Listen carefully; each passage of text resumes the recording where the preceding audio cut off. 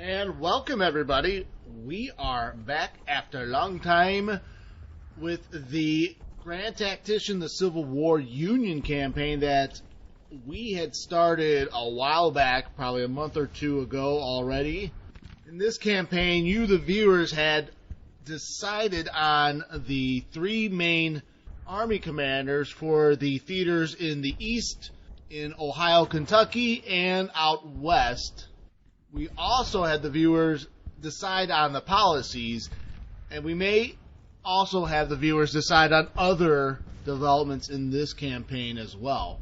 In this third episode of the Union campaign, there's a lot more army building and strategizing for the major conflicts that are about to come up. You'll see that and a whole lot more in this latest episode of Grand Tactician, the Civil War. So we are finally back with the Union campaign that we started maybe a month or two ago. In this campaign, we put it up to a vote for viewers to pick the initial three policies. So let's recap, since it's been a while since we've done this Union campaign. The three policies that we chose was go west, encourage people to move to the west coast of the United States, northern support in California, Oregon, plus 25 population, plus 20% population, and recruitment made possible in said states. The trade capacity of the Santa Fe and Oregon trails doubled. We also have breadbasket, which allows us to, this policy is required for level 3 and 4 agriculture policies. And the Union and Pacific Railroads support the construction of the Union Pacific Railroad connecting the Atlantic and Pacific coasts, will increase trade with the western states. The game will start with the Union Pacific Railroad built and the Union controlling trade to the Pacific coast. Union credit rating plus 2, railroad transport capacity and construction speed plus 25%. So those are our three policies up against Old Dominion, Southern Industrialization, and Arms Agents. For the those are three solid policies for the Confederate States. We have a policy to pick, and I was thinking we will do Militia Act 2 and then do regulars after that, and that should be a good starting point for manpower in the early war. So let's do Militia Act 2. The other thing we left up for a vote for the viewers to decide, and there's no current polling in this campaign right now, but any future viewer decisions, we will post the poll on the Patreon page. If you would like to check that out, take a look at the page on the description of the video. You do not need to be a patron. I'm not trying to make anyone to be a patron to get involved in the polls. It's for now, it's the only place it's probably the best place I can put a poll for now. That said, let's take a look at the main armies. The other poll was picking our main army leaders. So Joe Hooker takes the command of the main army in the East, currently at 10,000 in strength, with a recruitment of about 16,000. We'll probably recruit a few more. There's some auxiliary troops under Delafield, and James Shield is kind of in control of the army of the Shenandoah. In Ohio, we've got George McClellan, the Army of the Center. We're actually going to rename this the Army of the Ohio. All right, so name change there, but McClellan takes the Army of the Ohio. Let's see if he has better luck invading Kentucky, or holding Kentucky and invading Tennessee as he did in the East. Hopefully he has better luck with that. And then Army of the West, Major General David Hunter, the controversial firebrand abolitionist David Hunter. He will head the army in the West. Right now, recruitment strength 23,000, but they have not yet formed up as he holds on to St. Louis, being threatened by the Missouri State Guard at the moment. We currently only have 9,000 volunteers at the moment as we wait to finish researching Militia Act 2, which will give us a big boost. This reminds me, let's take a look at finances, and we need to get recruitment all the way up. and Civil Order. We're going to max those two out right now, and that should help with recruitment. We'll just have to keep an eye at our current, at our credit rating. I would like to get Shields a few more men before we head into the Shenandoah. Why don't we actually transfer Delafield to Shields? I'd like to get another artillery battery under Kelm's division. And why don't we recruit a few cavalrymen? Let's call upon Major James H. Carlton. You can see the boost in volunteers up to almost 13,000, but we can't really form up anyone. So we don't have quite enough men yet to recruit more. In the meantime, we'll focus on getting our Army's readiness improved. We may strike at Harpers Ferry with Shields, 6,000 men. His readiness is still not yet ready enough. We'll move it when he gets into the low readiness. We'll try to strike at Harpers Ferry. So fast forwarding to May 1st, 1861, we have the Battle of Chesapeake Bay. Looks like we're outgunned here in this battle, 12-9. Let's see what happens.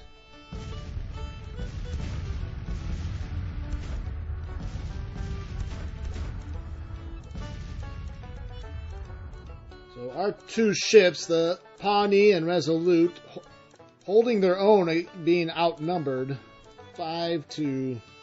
Oh, I'm sorry, I was looking at that wrong. We have 9 guns active, but our firepower is a 7 versus their firepower of 5. So we have our better guns are holding off the Confederates, even though we are outnumbered. So we disabled the CSS Ellis. Let's peek at other goings-on right now. So Shields' army almost at full strength. Hooker at about 12,000 men almost. Volunteer levels at 9,700. Let's go back to the naval battle. Battle of Chesapeake Bay. Well, the Resolute taking on some damage there. As you can see, down to 57%. But we've definitely reduced the firepower of the North Carolina squadron. Oh, so have we. We've suffered a little bit too. So the naval battle in the balance. See what this last one does. Disaster at Chesapeake Bay. Flying flotilla in retreat. Our fleet managed to escape, though. Could be a Pyrrhic victory, though, for the Confederates. We're still doing our blockade, though, with the home squadron. With the 92 firepower, 11 ships right now, 119 guns. We may split this squadron off, a part of it, to take out the North Carolina squadron so they're not distracting us. Or we can do the Atlantic blockading squadron. We can maybe send them up the Chesapeake Bay as they look ready. With 39 firepower, we should be able to take out that North Carolina squadron. So orders are sent. Order Blockade Fleet 1 to the North Carolina coast. We'll probably move them towards Wilmington and Moorhead and try to blockade the fort and city there. So I'll extend orders out here. Because Port Elizabeth falls within the home squadron blockade range. So current support in Missouri is at 63% for the Union, in Kentucky 63%, and Maryland 77%. Let's look to see if we can't find some political generals that might boost support in Missouri and Kentucky and Maryland. So even though we have William H. French here, who specializes in artillery and has pretty decent leadership and administration ratings to start, we're going to have to play the political game here a little bit. Let's see, Benjamin Prentice, although not a bad replacement there. I actually want him. Oh yeah, Franz Siegel. Why don't we do Franz Siegel from Missouri, so that should boost Missouri support. I'm also not a fan of the 89 support from Illinois. Let's find a Illinois political general. If we can find one. Doesn't look like there's anyone available at the moment from Illinois. Now looking at the Army of Ohio, we have a Kentucky brigade that we want to assign to Lovell Rousseau, he's a pretty decent brigade general with 2 stars in everywhere other than cunning, and he's got battle experience, so I don't think we lose much in assigning this political general. Some political generals can be very good. Let's see if that makes an impact on support. Yeah, so Kentucky already up to 65% support by assigning those generals. So our navies are at their destination at the moment. So current strategic situation, pretty evenly matched. Oh, actually, Confederate has a slight advantage. Look at their weapons industry at 3.3 right off the bat. Kudos to the weapons industry by the AI. Men fielded, pretty even here. Same thing with overall morale. Not much of a difference there right now. Alright, Shields should be ready to take Harpers Ferry, and that is what he's about to do. So orders are assigned for the Army of Shenandoah to march on Harpers Ferry. Let's order Stringham's squadron to attack the North Carolina squadron. And so we have a battle glorious victory at Chesapeake Bay. Now we'll assign them to blockade. Actually, we have another naval battle going on. So Battle of the Atlantic, which should be easily won by the superior Union Navy. Glorious victory at the Atlantic. James River Squadron in retreat. Alright, so the Army of the East, I'd like to recruit a cavalry division. Let's replace Delafield with Carleton. We still might have not enough men. We can recruit a New Hampshire cavalry brigade. We'll try to make these elite troopers singled out by their red. So recruit the New Hampshire troopers with the red jackets and blue trousers. It looks like once you change the uniform color, it looks like it might default to that now. You want the darker red? We can do the darker red for the artillery.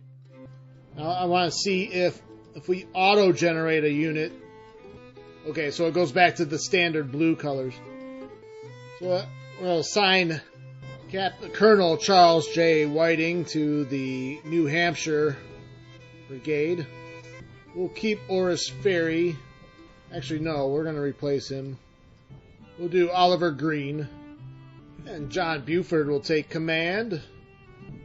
And right now we have 8,000 in the recruitment pool. So we'll probably have to wait until more recruits come in. Once we research Militia Act 2, that'll make a big boost to our recruitment pool. Alright, let's see James Shield march on Harpers Ferry. Slow movement because of the low readiness, though.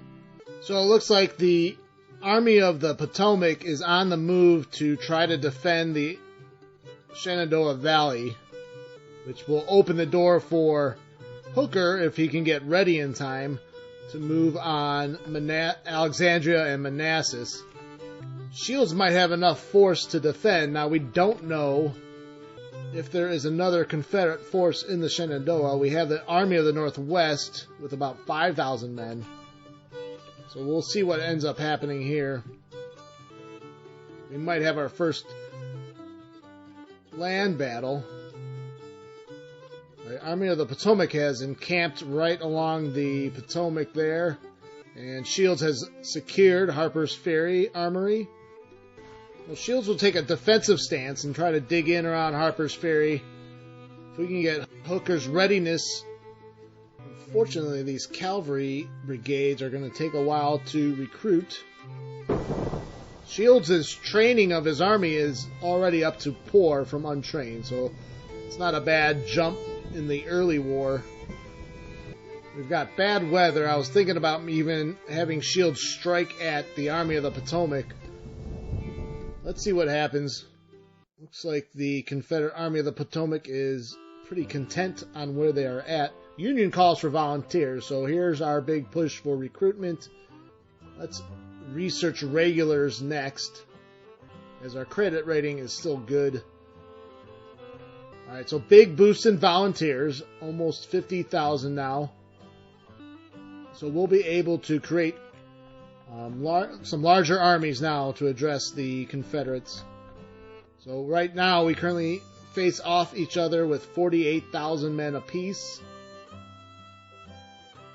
But Confederate manufacturing has surpassed the Union industrial giant for now. Unfortunately, we lost a fleet, the blockading fleet, that was down by North Carolina. Not sure exactly why. Something to do maybe with attrition. Now, I'm under the impression that ships will supply and resupply on their own. Maybe I'm wrong. Now, we do have a lot of ships in harbor being built, so we'll let those ships finish completing before we send them back down south for the blockade. We'll have to take a closer look at that. I mean, right now, the home squadron looks intact. They're all at 100% condition. Now, the Atlantic blockade squadron under Stringham is in good condition, although some of their ships are suffering. We're actually going to send the Curlew and Ellis to harbor for repairs. Looking at some railroads to build. I'm kind of liking this Indiana, Louisville to Fort Wayne. It's got north-south and east-west lines through Indiana. Some of these other lines right now I'm hesitant to build just because of how early it is in the war and could be subject to attack and disruption. But this one seems pretty secure. It also goes all the way down to Louisville. So we are going to construct that one. And that's the only one we're going to build for now. So we're actually going to build our new armies separate from our current commands because we don't want to slow down readiness. I'd like to use them for operations at the moment, so we will recruit behind the front lines with the generals available. Hopefully, looking for strong administrative generals that might be able to train behind enemy lines. So we'll create a new army out west. We'll go with Illinois. We'll replace Delafield. John Wool might be a good... We'll actually use him out east. Why don't we sort for administration? He's 77, but we won't use him as a frontline commander. Let's create 2 small divisions. So this army of the Mississippi that is being recruited to recruit behind the front lines. We've got Buchanan as a division commander, Cadwalader as the other division commander. So Buchanan is going to head up the small 1st Division, which we are going to groom to be elite troops under strong commanders John P. Hatch and William Carlin, with Truman Seymour, the artilleryman. We don't have the weapons quite yet to supply them. So Buchanan's division, this 1st Division here, if anyone wants to leave a comment and name this division, we're looking for a good name. This will be one of the elite divisions out west. And Cadwalader Division, Sykes McDowell, John McDowell, and William Morris, George Crook, the brigade commanders for that 12,000 man army right there. So they will train up and then they will reinforce Hunter in St. Louis. Although Hunter should be, as soon as he is ready to strike at the Missouri State Guard, we will order him to do so. And actually, Richard Delafield will suit decently as an administrator here for this army, the 2nd Army in Ohio, that will train up the recruiting units for that army under McClellan. Our 2 division commanders here will be Meade, the Pennsylvania, and Morgan, the Ohioan, who's actually a political general, so he will actually help improve support in Ohio. Support in Ohio is not low, but I think it's around 89, which could use some improvement, and we can eke out as much recruitment out of there as we possibly can. So with Meade heading the 1st Division of Delafield's Corps, we put Hancock in charge of a brigade. We gave the division a light blue jacket with red trousers. Colonel Speed Fry of Kentucky is politically assigned to help boost Kentucky support. Ricketts gets the artillery command in that elite division. And Morgan's division, just a standard Union division. And we've assigned Winfield Scott an army to administer and train. We've given Timothy Andrews the elite division. Hannibal Day. Actually, we're going to change Hannibal Day to a different divisional commander. Let's give William Little the assignment for that division. Henry Hunt gets the artillery reserve, and Pleasanton the cavalry, newly formed cavalry division. So that leaves about 10,000 men still in reserve, not recruited. So the campaign in the Shenandoah by James Shield. Keeping an eye on this Army of the Potomac in northern Virginia, the Confederate Army of the Potomac, while Hooker increases his readiness and gets ready for his own campaign. He'll have about 19,500 men to march into Virginia. We could even cut off this Army of the Potomac if Fighting Joe Hooker can actually get ready and fight.